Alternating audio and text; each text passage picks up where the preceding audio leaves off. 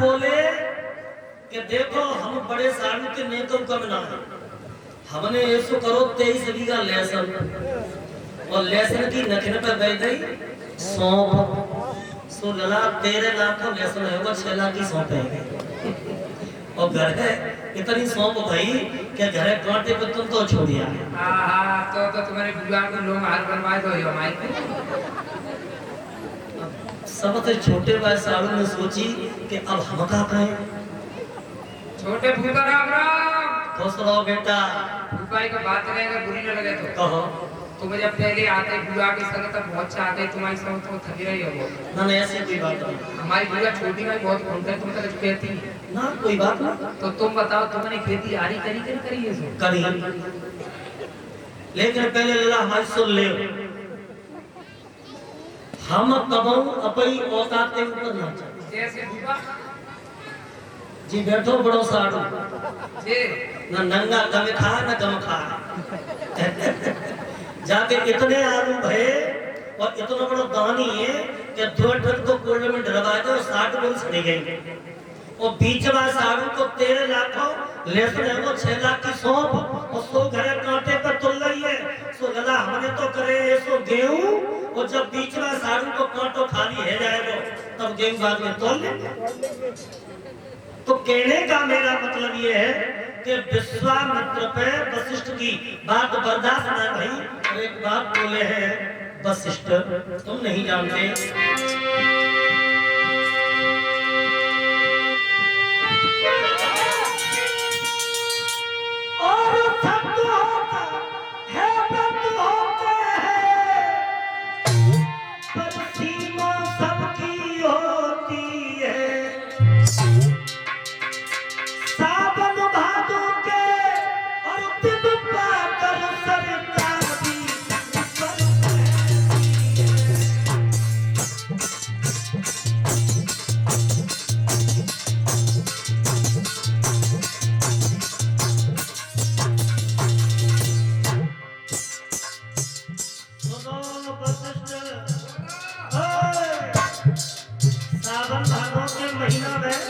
नदियाँ भी अपनी सीमा से ऊपर बढ़ जाती है। सावन भादों के महीने में घर घर खा करके कचरियाँ पहनना बन जाते हैं। सब तो होता है, सब तो होता है।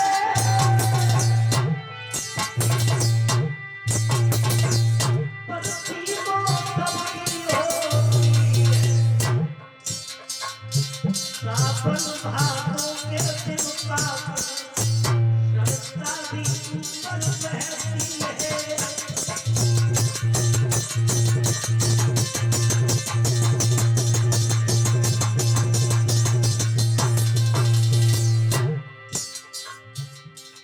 हमारे संत भगवान नीचे बैठे हैं तखत आ गया है आसन को ग्रहण कर लीजिए।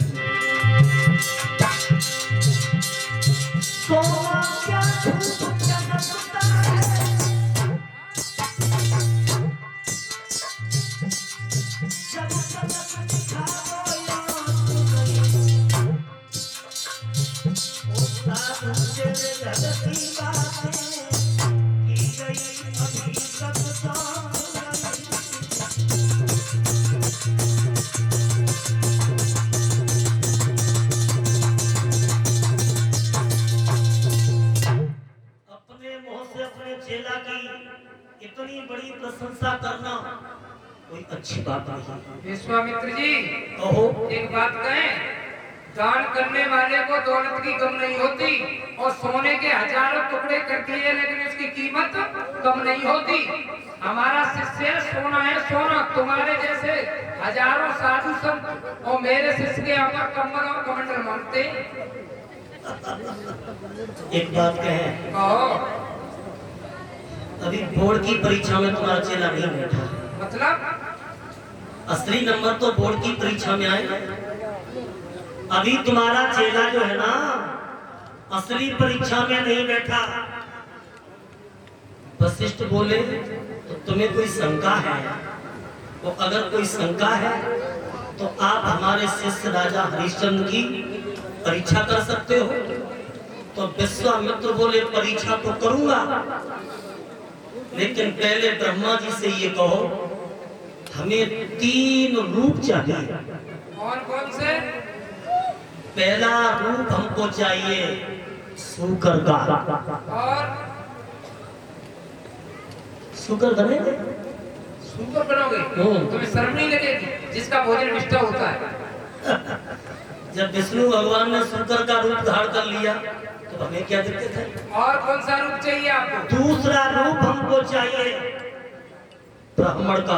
और तीसरा रूप चाहिए हमको विश्व विख्यात सर्प का। एक बात कहें आपसे, कहो। आपको 3 रूप दिए जाएंगे, तुम जाकर के हमारे शिष्य की परीक्षा कर सकते हो, आपका मनोरथ सिद्ध होगा। चले जाइए। देखो भागवत के प्रेमी श्रोताओं, ब्रह्मा जी से 3 रूप मांगे हैं, तो सर्वप्रथम विश्वामित्र शुकर बन करके और चले हैं तो हरिश्चंद्र के बाग में पहुंचे और बाग में जाकर के बगिया को उजाड़ना शुरू कर दिया। क्यारी क्यारी फुलवाड़ी को तोड़ने लगे तो माली ने देखा है कि जब शुकर ने हमारी 1 साल की वो कमाई पे पटेला फेर दिया, तो वो माली हाथ में लाठी लेकर के और सूकर को मारने के लिए चला, लेकिन वो कपटी सूकर माली के ऊपर ही भक्तों प्रहार करता है और जैसे ही प्रहार किया तो माली की जंघा को फाड़ दिया और माली की जैसे जंघा फटी तो माली रोकर चिल्लाता हुआ चीखता हुआ हरिश्चंद्र की राजसभा में पहुंच गया है। बोला महाराज की जय जयकार हो। अरे जय जयकार हो महाराज। हरिश्चंद्र बोले माली हाँ कैसे आना हुआ? माली बोला महाराज बहुत बड़ा मुसीबत का चक्कर पड़ गया है। बोले बताओ। जिस बागी में रखवाली करता हूँ और उसी बाग में एक ऐसा सूकर आया है कि उसने समस्त बगिया को तहस नहस कर दिया। लेकिन महाराज हमने वह सूकर को मारना चाहा तो वह सूकर ने हमारे ऊपर ऐसा प्रहार करो कि उसने मेरी जंघा को ही फाड़ दिया। जवाब दिया माली संध्या के समय आए हो तो अगर संध्या के समय दुश्मन भी दरवाजे पे आता है तो उसका भी सम्मान और स्वागत किया जाता है। और एक बात बताएं माली, तुम नहीं जानते हो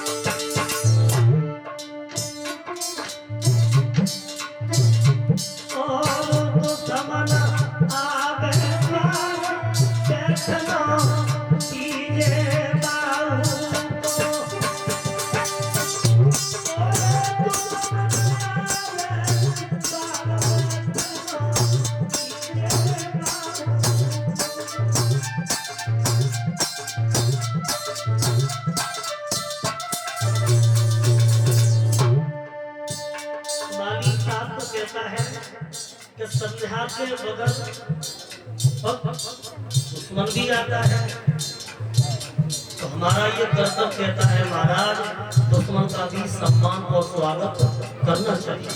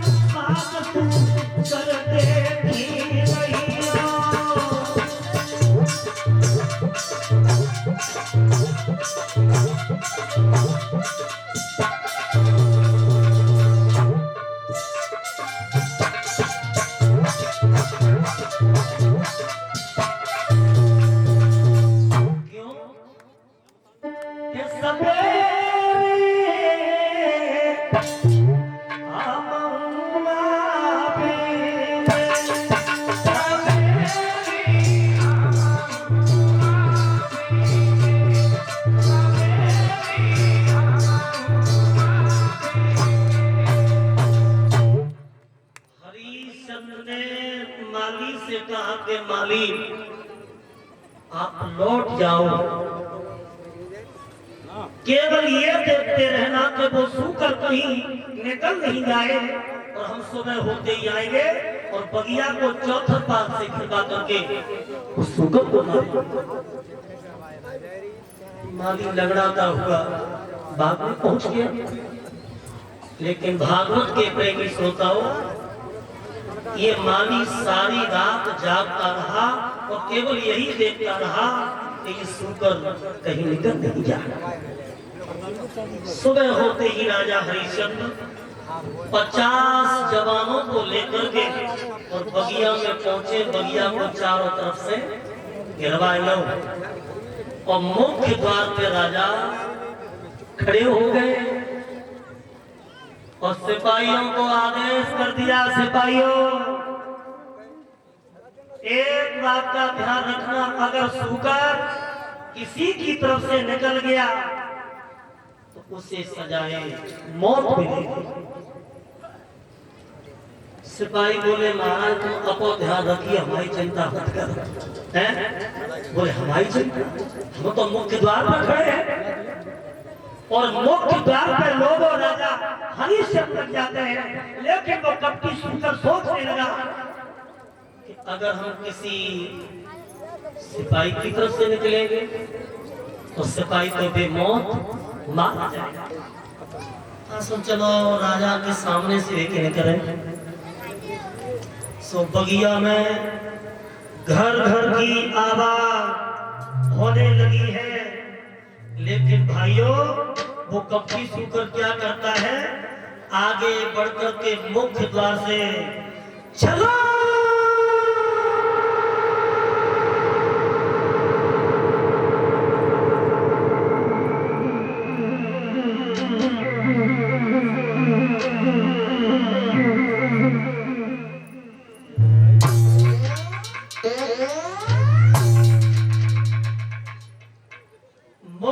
से छलांग भरी है और वो सूकर भक्तों निकल करके भागा।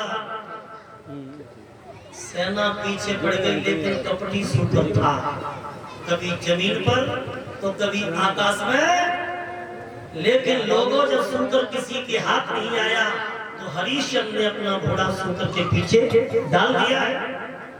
और जब घोड़ा डाला है तो हुआ क्या है, अरे पुने पुने तीरा हरिश्चंद्र चला,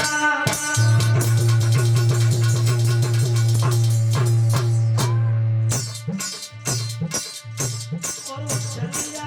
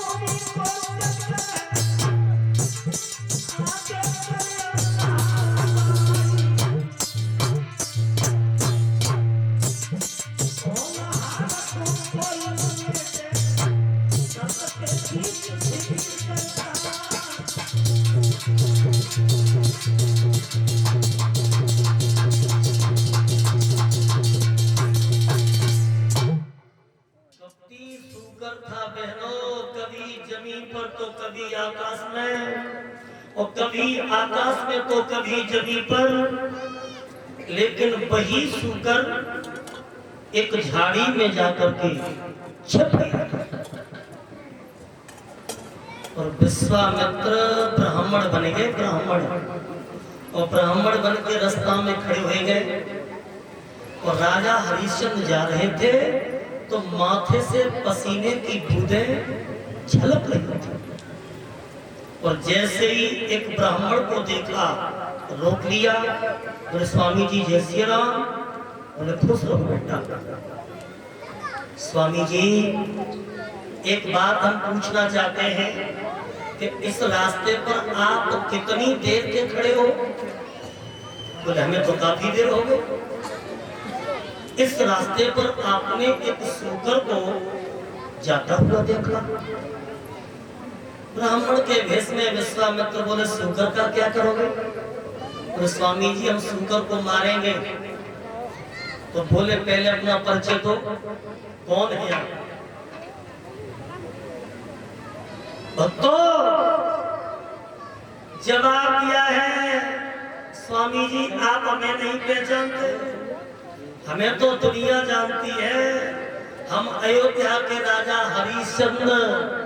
विश्वामित्र बोले खोदा पहाड़ निकली चुहिया। हम तो तुम्हें बहुत बड़ा दानी समझ रहे थे और हम तुम्हारे पास जा रहे थे कि हमारे पास एक बिटिया है और वो बिटिया हमारी शादी के योग्य हो चुकी है। तो हमने सोचा कि चलो राजा से दान मिल जाएगा तो बिटिया के पीले हाथ कर देंगे, लेकिन अब दान नहीं चाहिए। तुम तो एक जीव की हत्या करने के लिए तुल गए। बोले स्वामी जी ऐसी बात मत कहो, मैं दानी हूँ और मैंने दान से कभी पीछे कदम नहीं रखा। तो विश्वामित्र बोले राजा अगर देना चाहते हो तो सुनो, हम ऐसे वैसे महात्मा नहीं है जो दरवाजे दरवाजे पर डोले इच्छा करें। और अगर देना चाहते हो तो आप 3 बार दरवाजा भर दो, मैं जो मांगूंगा आप वही दोगे, वही दोगे, वही दोगे। राजा बोले स्वामी जी ऐसे वैसे महात्माओं से पाला पड़ा है तुम्हें, अगर देना चाहते। हरिश्चंद्र बोले स्वामी जी मैं आपसे ये वादा करता हूँ, ये संकल्प करता हूँ और इतना भी ध्यान रखियो कि मेरा संकल्प कभी विकल्प में बदलेगा नहीं। मैं 3 बार ये दरवाजा भरता हूँ।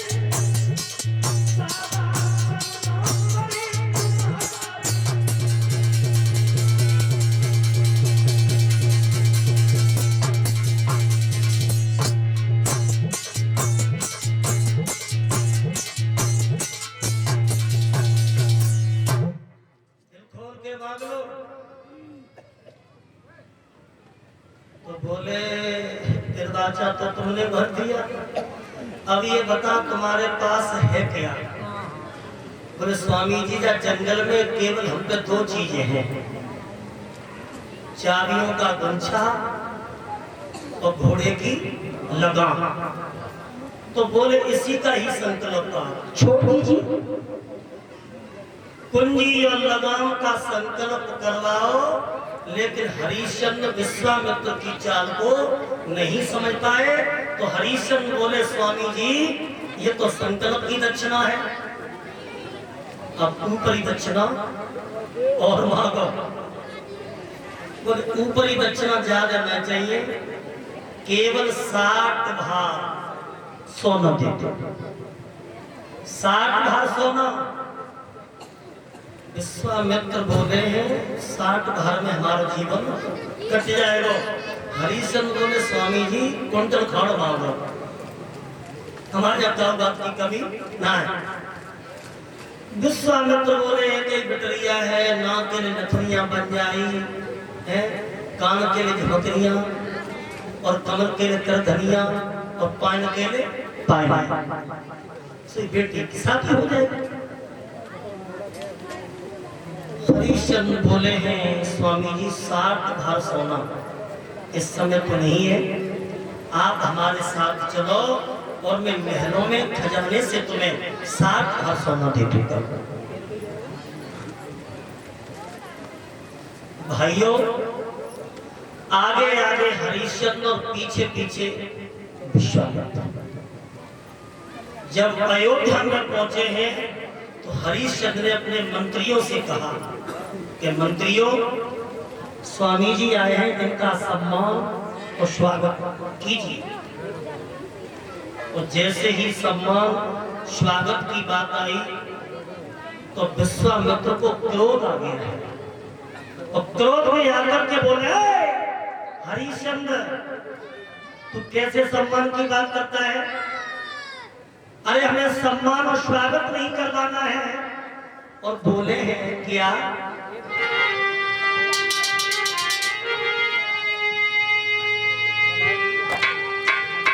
राजन स्वागत को समय नहीं, पहले दक्षिणा अदा कर दे, पहले दक्षिणा अदा कर दे। अरे सारो स्वागत और जाई में है, शांति दे की बेटा।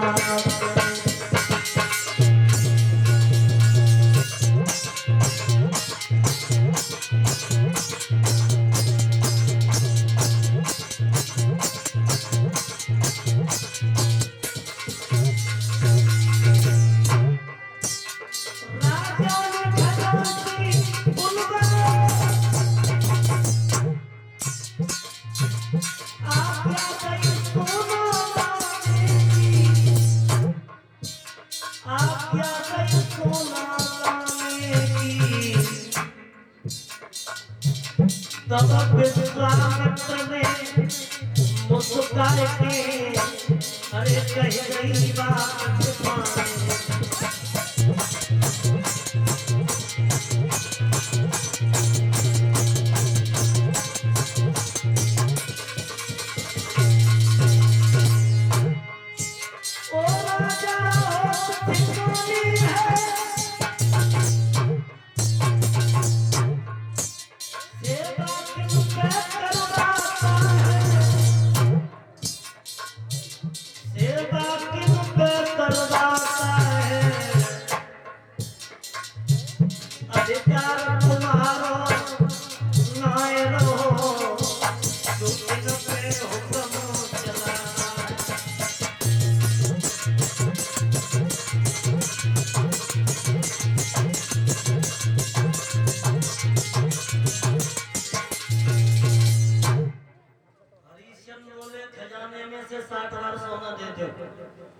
खजांची बोलो महाराज तो खजाने की चाबी तो दे दे। लेकिन चाबी का तो जंगल में संकल्प कर चुके थे पहले पहले। होश उड़ गए। विश्वामित्र बोले हैं राजन, ये चाबी तो तुमने हमें दे दी, अब तो खजाने पे मेरा अधिकार है, महल तो मेरा है और दास दासियां सब मेरे हैं।